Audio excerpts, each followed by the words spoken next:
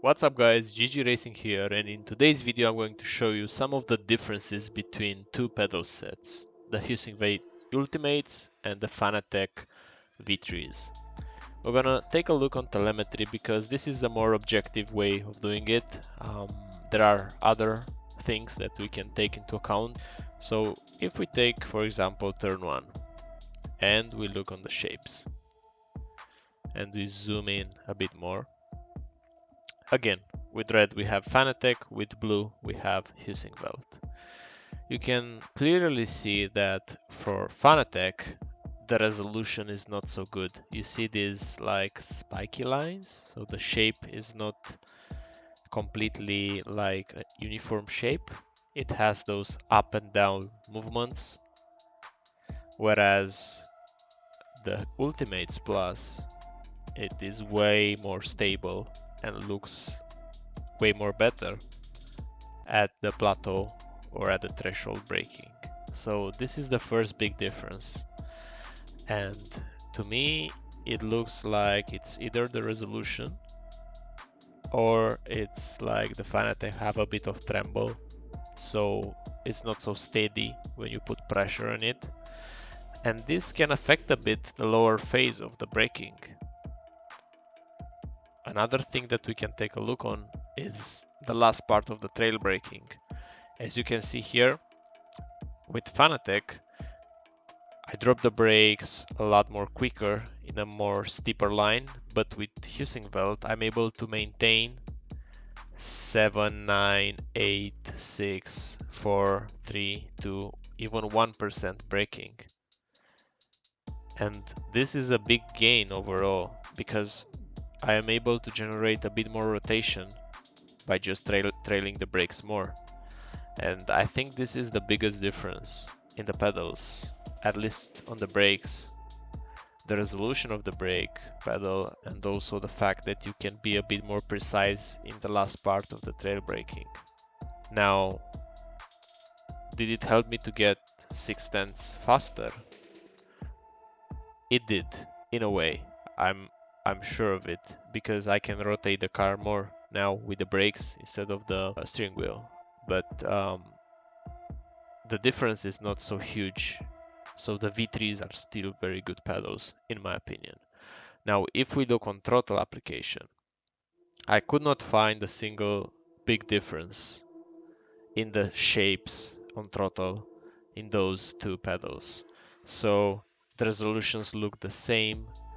The way that I apply the throttle fundamentally is the same. It depends on corner, but let's take for example turn 1 and zoom in a bit. So the biggest difference here was that I was able to rotate a bit more the car and I was able to go a bit more confident on throttle with the Heusinkveld, but I was a bit later, few meters.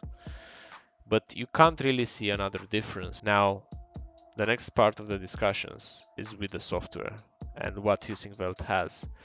With Heusinkveld, you can use custom curve types, and this changes the game a lot, and this is where the real gain is happening, because I can use for throttle a mapping in which the biggest problem with the V3s was that I was releasing the brakes, releasing the throttle too much, so I wanted to do a lift from 100% to 90, but I was releasing it to 80 or 85. So because of that, I created a custom curve type where when I release to 80, the output will be 92.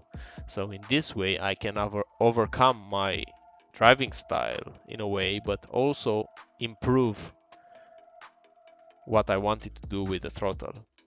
So for me, it's a fix in itself. I think this is a game changer in the Ultimates. Now, the last part of the discussion is with the adjustability of the pedals. I think the feel of the pedal is very important, and with Ultimates Plus you have a lot of options. You can make the throttle travel longer or shorter. You can change the angle of the pedals. You can change the initial force required.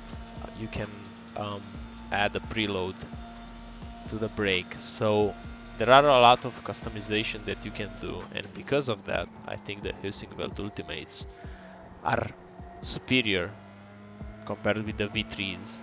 But if you have the V3s and you don't want to spend more, or you think that the V3s is holding you down a lot, I don't think that's the case, because just by looking at telemetry, we can get to very similar results even with the V3s, especially on the throttle part. But you need to adapt a bit to the pedal.